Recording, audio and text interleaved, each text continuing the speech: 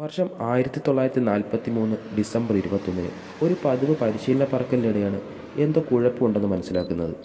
ഒരു engine തകരാറിലായി. B-24 bomber നിയന്ത്രണം വിട്ടു. തൻ്റെ ശബ്ദത്തിൽ പരിഭ്രാന്തിയോടെ പൈലറ്റ് പറഞ്ഞു. പ്ലെയിനിലുള്ളവരിൽ 2 പേർക്ക് മാത്രമാണ് രക്ഷപ്പെടാൻ കഴിഞ്ഞത്.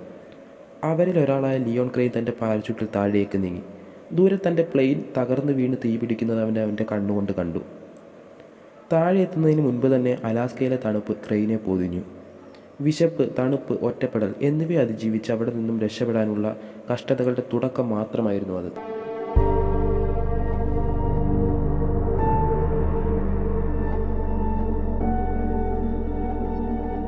തണുത്തുറഞ്ഞ അലാസ്കയിൽ ഇറങ്ങിയ ക്രെയിൻ ഉടനെ തന്നെ തൻ്റെ കൂടെ രക്ഷപ്പെട്ട മറ്റാളുകളെ അന്വേഷിക്കുകയാണ്. അദ്ദേഹം തൻ്റെ കൂടെ രക്ഷപ്പെട്ട സർജൻറ്റ് റിച്ചാർഡ് പോംപിയോയുടെ പാരച്യൂട്ട് കണ്ടു. പക്ഷേ അദ്ദേഹത്തെക്കുറിച്ച് ഒരടയാളവും കണ്ടെത്താൻ സാധിക്കുന്നില്ല. ആകെ ക്രെയിൻ്റെ മുന്നിലുള്ളൊരു വഴി ക്രാഷ് നടന്ന സ്ഥലത്തേക്ക് ചെല്ലുക എന്നത് മാത്രമാണ്. അങ്ങനെയാണെങ്കിൽ രക്ഷപ്പെട്ടവരെ കാണാൻ സാധിക്കുമെന്നും അദ്ദേഹം ചിന്തിച്ചു. എന്നാലും കനത്ത മഞ്ഞും തണുപ്പും കാരണം അവിടേക്കുള്ള യാത്ര അസാധ്യമായിരുന്നു. ഒരുപാട് ദൂരത്തിലായിരുന്നു ഈ ക്രാഷായ പ്ലെയിൻ കിടന്നിരുന്നത്.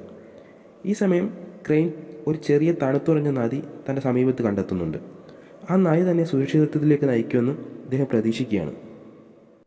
അലാസ്കയിലെ തണുപ്പ് ക്രമേണ കൂടി വന്നു. ഇത് ക്രെയിന് കൂടുതൽ വെല്ലുവിളി ഉണ്ടാക്കുകയാണ് ചെയ്തത്. തൻ്റെ കയ്യിലുള്ള പാരച്യൂട്ട് വെച്ച് ഒരു ടെൻറ്റ് പോലെ ഒരു കൂടാരം അവൻ നിർമ്മിച്ചു. ക്രെയിന് തീ ആവശ്യമായിരുന്നു. അവൻ്റെ പക്കൽ 2 തീപ്പെട്ടിയുമുണ്ട്. എന്നാൽ അലറുന്ന കാറ്റിനൊപ്പം മഞ്ഞൾ കത്തിക്കുക എന്നത് അസാധ്യമായിരുന്നു. തൻ്റെ പോക്കറ്റിൽ നിന്നും പിതാവിൻ്റെ ഒരു കത്തെടുത്തിട്ട് തീജ്വാല ജലിപ്പിക്കാൻ അവന് കഴിഞ്ഞു. ആ രാത്രി അതിജീവിക്കുന്നത് ശാരീരികമായിട്ടും മാനസികമായിട്ടും ക്രെയിന് ഒരു വലിയ വെല്ലുവിളിയായിരുന്നു. ആ നീണ്ട തണുത്ത രാത്രി തൻ്റെ ചെറിയ തീക്കരികിൽ ഒതുങ്ങി നിരാശയോടെ അവൻ പോരാടി. ഓരോ നിമിഷവും രക്ഷാപ്രവർത്തനവും പ്രതീക്ഷിച്ചാണ് അവൻ അപകടസ്ഥലത്തിന് സമീപം തുടർന്നത്. ദിവസങ്ങൾ കടന്നുപോയിട്ടും ഒരു തരത്തിലുള്ള രക്ഷാപ്രവർത്തനവും തന്നെ തേടിയെത്തിയിട്ടില്ല. താൻ യഥാർത്ഥത്തിൽ തനിച്ചാണെന്നും സഹായത്തിനായി കാത്തിരിക്കാനാവില്ലെന്നുമുള്ള തിരിച്ചറിവ് ക്രെയിനുണ്ടായി. ഇനിയും ആ കൂടാരത്തിനുള്ളിൽ തങ്ങുന്നത് ഒരു നല്ല ഉപായമായിട്ട് ക്രെയിൻ തോന്നുന്നില്ല. താൻ കണ്ടെത്തി ചെറിയ തണുത്തുറഞ്ഞ നദിയെ പിന്തുടരാൻ അദ്ദേഹം തീരുമാനിച്ചു. അതിലൂടെ തനിക്ക് പുറത്തേക്കെത്താനോ ഭക്ഷണമോ അഭയമോ എന്തെങ്കിലും ലഭിക്കുമെന്ന് അദ്ദേഹം പ്രതീക്ഷിക്കുന്നുണ്ട്. അങ്ങനെ ക്രെയിൻ ആ കൂടാരത്തിൽ നിന്ന് പുറത്തേക്ക് യാത്രയാവുകയാണ്. അഗാധമായ മഞ്ഞും തണുത്തുറഞ്ഞ താപനിലയും അവൻ്റെ ശക്തി ക്ഷയിപ്പിച്ചു. കുറച്ചു നേരം മഞ്ഞിലൂടെ നീങ്ങിയപ്പോൾ ക്രെയിൻ ഒരു ചെറിയ ക്യാബിൻ ദൂരെ കണ്ടെത്താൻ സാധിച്ചു. അങ്ങനെ അവൻ ആ ക്യാബിനുള്ളിലേക്ക് പോവുകയാണ്. ആ ക്യാബിനിൽ വെച്ച് കുറച്ച് ഭക്ഷണവും മറ്റും ക്രെയിൻ ലഭിക്കുന്നുണ്ട്. ഇതോടൊപ്പം അവിടെ ഒരു സ്റ്റൗവും ഉണ്ടായിരുന്നു. ഇത് ക്രെയിന് ചെറിയൊരു ആശ്വാസം കൊണ്ടുവന്നു. അങ്ങനെ ദിവസങ്ങളോളം അത് തൻ്റെ ഒരു അഭയകേന്ദ്രമായി അവൻ മാറ്റി. ക്രെയിന് അഭയകേന്ദ്രം വിടണമെന്ന ബോധ്യമുണ്ടായി. തനിക്ക് വരാനിരിക്കുന്ന അപകടങ്ങളെപ്പറ്റി പൂർണ്ണമായും ബോധവാനായിരുന്നു ക്രെയിൻ. തൻ്റെ സാധനങ്ങൾ കുറഞ്ഞു വരുന്നു. രക്ഷയെക്കുറിച്ച് പ്രതീക്ഷയില്ല. തനിക്ക് താമസിക്കാൻ കഴിയില്ലെന്ന് അവൻ അറിയാമായിരുന്നു. അവശേഷിച്ച് കുറച്ച് ഭക്ഷണവുമായി ക്രെയിൻ വീണ്ടും അലാസ്കൻ മഞ്ഞിലേക്ക് തന്നെ പുറപ്പെട്ടു. കൊടും തണുപ്പിൽ ശരീരം വിശ്രമത്തിനായി നിലവിളിക്കുമ്പോഴും ക്രെയിൻ അവനെ സ്വയം മുന്നോട്ട് നീങ്ങാൻ പ്രേരിപ്പിച്ചു. ഈ യാത്ര വിജയിക്കുമോ ഇല്ലയെന്ന് ക്രെയിന് സംശയമുണ്ടായിരുന്നു. ഓരോ ദിവസം കഴിയുന്തോറും അവൻ്റെ ഭക്ഷണം കുറഞ്ഞു വന്നു. ഏറെ കഷ്ടതകൾ സഹിച്ച് അവൻ 100 മൈലോളം സഞ്ചരിച്ചു. തൻ്റെ കഴിവുകൾ ഉപയോഗിച്ച് ഓരോ നിമിഷവും കൃത്യമായ പാത കണ്ടെത്താൻ അദ്ദേഹം ജാഗ്രത പുലർത്തിയിരുന്നു. ആഴ്ചകൾ കടന്നുപോയപ്പോൾ ക്രെയിൻ്റെ ശരീരനില വഷളായി.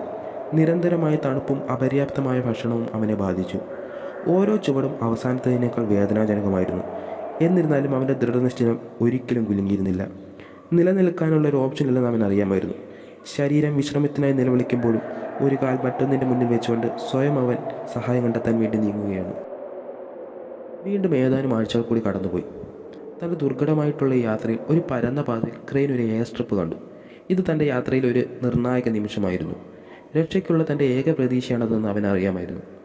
എയർ സ്ട്രിപ്പിന് ചുറ്റുമുള്ള പ്രദേശം പരിശോധിച്ചപ്പോൾ അവിടെ ക്രെയിൻ ഒരു ക്യാബിൻ കണ്ടെത്തി. ഇത്തവണ അതിൻ്റെ ചിമ്മിനിൽ നിന്നും ഒരു പുക ഉയരുന്നുണ്ടായിരുന്നു. അപകടശേഷം അവൻ കണ്ട ആദ്യ മനുഷ്യ സാന്നിധ്യത്തിൻ്റെ സൂചനയായിരുന്നു അത്. ക്യാബിനടുത്തെത്തുമ്പോൾ അവൻ്റെ ഹൃദയമിടിപ്പ് കൂടി വന്നു. ക്രെയിൻ ക്യാബിനടുത്തേക്ക് ചെന്നു. ക്യാബിനുള്ളിൽ നിന്നും ഒരാൾ ക്രെയിനെ കണ്ട് അത്ഭുതപ്പെട്ടു. ക്രെയിൻ്റെ അവശത കണ്ട് അദ്ദേഹം ക്രെയിനോട് ഒന്നും ചോദിച്ചില്ല. അവനെ അകത്തേക്ക് ക്ഷണിച്ച ശേഷം അവന് ഭക്ഷണവും പാർപ്പിടവും നൽകി. ക്രെയിൻ തൻ്റെ അവിശ്വസനീയമായ അതിജീവനത്തിൻ്റെ കഥ വിവരിച്ചു. തുടർന്ന് ക്രെയിൻ്റെ രക്ഷാപ്രവർത്തനത്തിനുള്ള ഏർപ്പാട് നൽകിയത് അദ്ദേഹമായിരുന്നു. തൊട്ടടുത്ത ദിവസം തന്നെ തൻ്റെ എല്ലാ കഷ്ടതകളുടെയും അവസാനം എന്നതുപോലെ ക്രെയിന് നാഗരികതയിലേക്ക് പറക്കാൻ സാധിച്ചു. അതെ, ക്രെയിന് ഒരുപാട് ഭാഗ്യങ്ങളുണ്ടായിരുന്നു. പക്ഷേ അവൻ്റെ നിശ്ചയദാർഢ്യമാണ് 81 ദിവസം അതിജീവിക്കാൻ അവനെ പ്രാപ്തനാക്കിയത്. ക്രെയിൻ കണ്ടെത്തിയ പോലുള്ള ക്യാബിനുകൾ അലാസ്കയിൽ സാധാരണയായി. അത് വഴിതെറ്റുന്ന ആളുകൾക്ക് വേണ്ടിയുള്ളതാണ്. ഇതുപോലെ ക്യൂരിയസ് ആയിട്ടുള്ള മറ്റ് വീഡിയോകൾക്കായി ചാനൽ പരിശോധിക്കുക. ഇഷ്ടപ്പെട്ടാൽ സബ്സ്ക്രൈബ് ചെയ്യുക.